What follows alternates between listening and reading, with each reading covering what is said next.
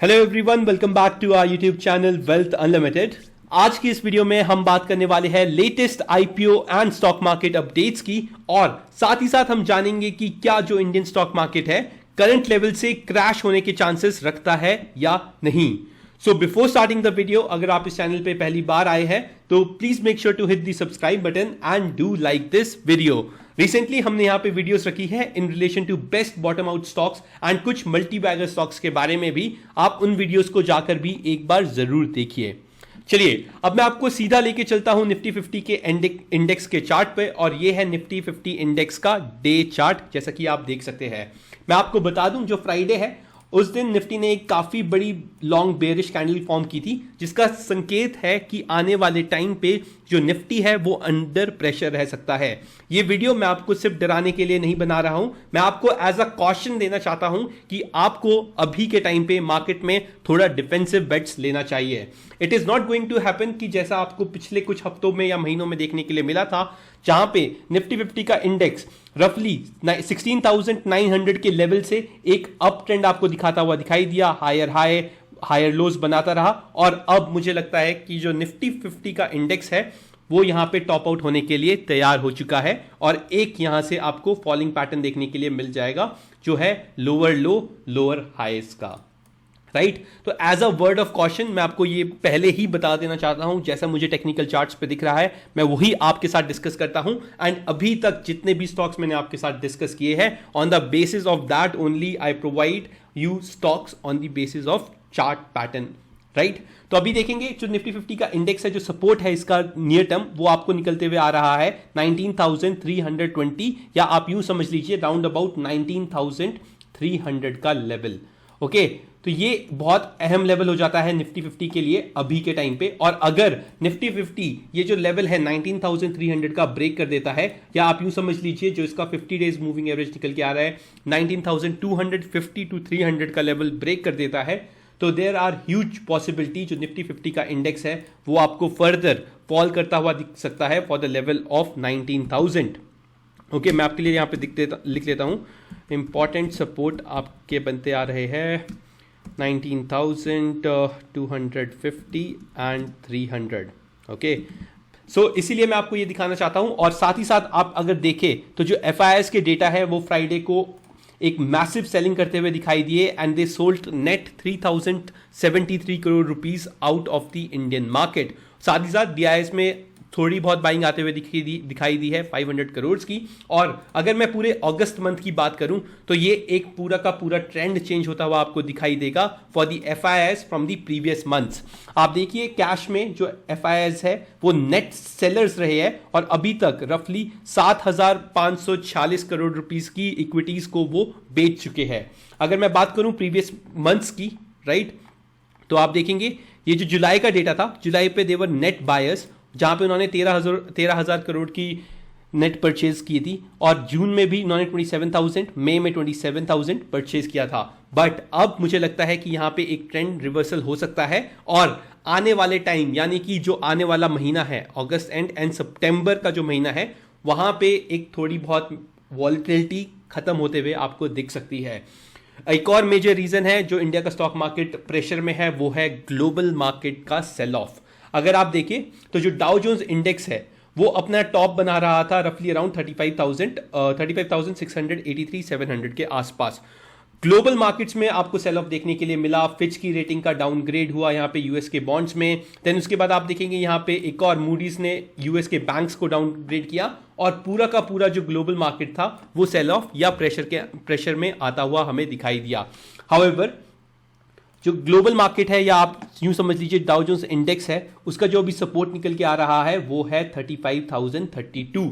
अगर Dow Jones का index 35,032 को ब्रेक करता है तो यहां पे भी आपको सेल ऑफ देखने के लिए मिलेगा for its next target of 34,600। Okay, तो अगर ग्लोबल मार्केट में सेल ऑफ होता है तो Indian market is going to follow that sell off, और अभी इंडिया का मार्केट काफ़ी ज़्यादा बढ़ चुका था, जिसकी वजह से इंडियन मार्केट में आपको करेक्शन देखने के लिए मिला, और ये करेक्शन आपको 19,000 या 18,800-900 तक देखने के लिए मिल सकता है। इसीलिए मैं आपके साथ वर्ड ऑफ कॉशन पहले ही शेयर कर देना चाहता था, ताकि आपको ये ना लगे कि हमेशा मार्केट एक अप ट्रेंड में रहेगा और हमेशा आप स्टॉक्स में पैसा बनाते रहेंगे।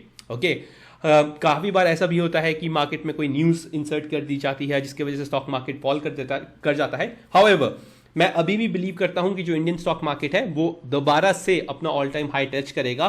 बट अभी के लिए थोड़ा कॉशियस रहिए। अभी के लिए रेजिस्टेंस लेवल, सपोर्ट्स लेवल को फॉलो कीजिए और कम से कम ट्रेड्स लेना स्टार्ट कीजिए या अपनी हाफ क्वांटिटीज में ट्रेड कीजिएगा on day to day basis.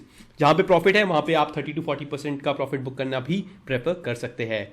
Similarly अगर आपको मैं दिखाऊं नैस्डैक के हाल, तो यह है नैस्डैक कंपोजिट, जहां पे मेजर आईटी कंपनीज आपको लिस्ट होते हुए दिखाई देती है यूएस की। और आप देखेंगे जो नैस्डैक है वहाँ पे भी एक अपना सपोर्ट है 13,600 का, वहाँ पे ये पर्टिकुलर इंडेक्स अभी ट्रेड कर रहा है। और अगर यहाँ पे भी फॉल देखने के लिए मिला तो अगेन आपको दोबारा से यहाँ पे एक मेजर क्रैश होता हुआ दिख सकता है फॉर द लेवल ऑफ 13,317।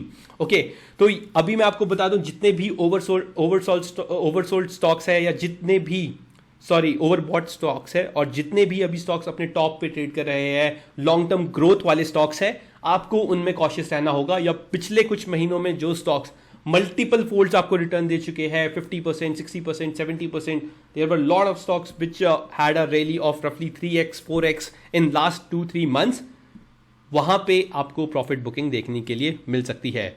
इसका सीधा सा एग्जांपल मैं आपको दे देता हूं। आपको HCL में कॉशियस रहना पड़ेगा, ठीक है। अगर हिंदुस्तान एरोनॉटिक्स लिमिटेड का स्टॉक देखें तो ये पर्टिकुलर स्टॉक ऑलरेडी आप देखिए चल रहा था 2498 के आसपास in the month of March. उसके बाद एक मैसिव रैली देखने के लिए मिली। अब ये स्टॉक यहाँ पे साइडवेज पैटर्न में हो चुका है, राइट।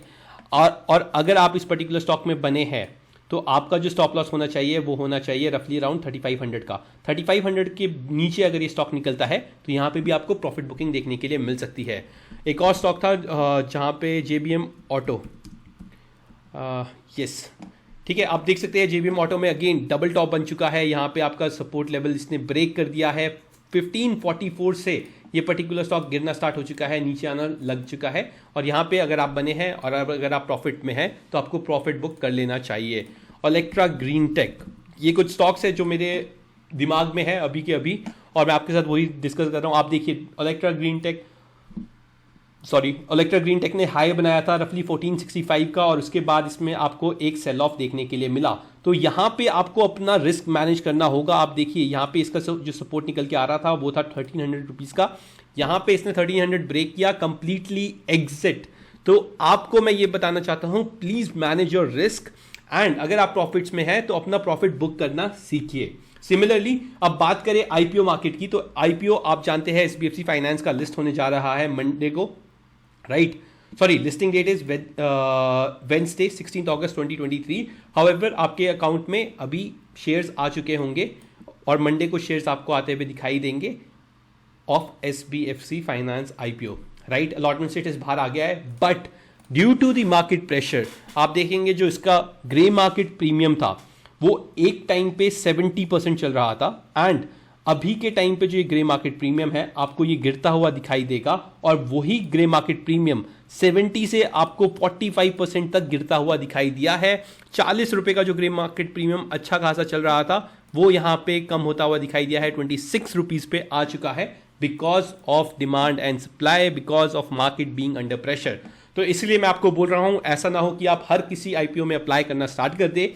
यस, IPO में एक अच्छी अपॉर्चुनिटी होती है पैसा बनाने की, अगर कंपनी अच्छी है, अगर कंपनी की डिमांड एंड सप्लाई अच्छी रहती है तो, राइट। सिमिलरली आप देखेंगे कॉनकॉर्ड बायोटेक का जो IPO था वहां पे भी आपको हल्का सा प्रेशर देखने के लिए मिला है और इसने अपना नया लो 125 रुपीज का मार दिया है। 125 is the lowest all time grey market premium for Concord Biotech. तो यहां पे भी आपको कॉशियस रहना होगा और जब ये IPOs लिस्ट हो तब भी आपको कॉशियस ही रहना पड़ेगा, राइट। आपने देखा आइडिया फोर्ज IPO में क्या हुआ, आपके साथ सेंको गोल्ड IPO में क्या हुआ। अगर आपका IPO निकलता है और अगर वो लिस्ट होने के बाद अपना डे लो ऊपर या नीचे ब्रेक करता है, अगर नीचे से ब्रेक करता है तो आपको यहाँ पे अपना 50% से 60% सेल कर देना है और अगर ऊपर जाता है तो भी आपको यहाँ पे एटलीस्ट 40 to 50% अपना प्रॉफिट बुक कर देना चाहिए इन IPOs।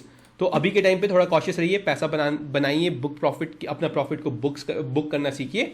और सिमिलरली जो आने वाले 2 IPO है, एक TVS सप्लाई चेन जो भी खुला है, from my side it is completely avoid IPO. I'm not going to apply in TVS Supply Chain Solutions IPO. Similarly Pyramid Technoplast IPO भी आने वाला है, ग्रे मार्केट 10-15% चल रहे हैं इस IPO के भी, सिमिलरली TVS सप्लाई चेन के, बट मैं यहाँ पे दोनों ही IPOs को अवॉइड करूंगा because of the market conditions and market sentiments. जब तक मार्केट के कंडीशंस सुधर नहीं जाते हैं या मार्केट एक ट्रेंड को डिफाइन नहीं कर देता है, मान लीजिए अगर अभी यहाँ पे फिर से मार्केट सपोर्ट ले लेता है 300 का, और उसके बाद यहाँ पे अगर ये पर्टिकुलर जो हमारा मार्केट है, just a minute, let me take a trend line. Okay, अगर आप देखिए, अगर हमारा मार्केट इस ट्रेंड लाइन को, राइट, ये जो आपको ट्रेंड लाइन दिख रही है, इसके ऊपर निकलता है 19666, 19700 के ऊपर निकलता है, तो मार्केट फिर से पॉजिटिव ट्रेंड में जा सकता है। हाउएवर अभी यहाँ पे कंसर्न्स बने हैं। That's it for today. I hope I was able to give you a good overview of what is happening in the stock market. Happy investing.